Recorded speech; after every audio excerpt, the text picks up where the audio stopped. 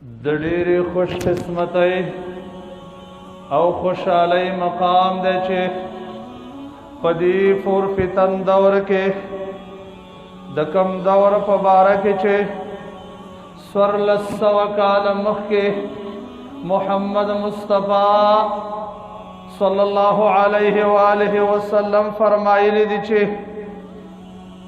سيأتي على الناس زمان يصبح الرجل فيه مؤمنا ويمسي كافرا ويمسي مؤمنا ويصبح كافرا يبيع دينه بعرض من الدنيا.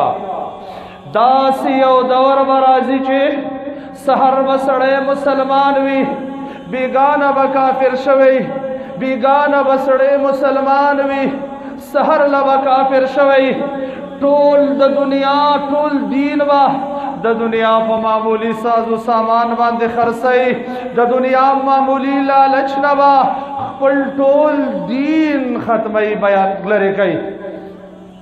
داسې فتنې برازي چې د الله نبی فرمایي انی لأرى الفتن تقع خلال بيوتكم كوقع القطر.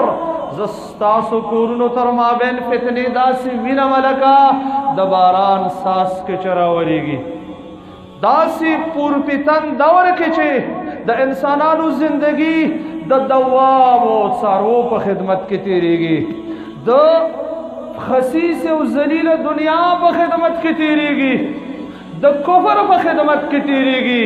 په دې دور کې الله منګ او تاسو ته داسې یو مقرر راکړه چې داسې بهترین مشران زمونږ او تاسو مقرر کړل چې د هغوی زندگی د قرآن د خدمت لپاره خرچ کیږي.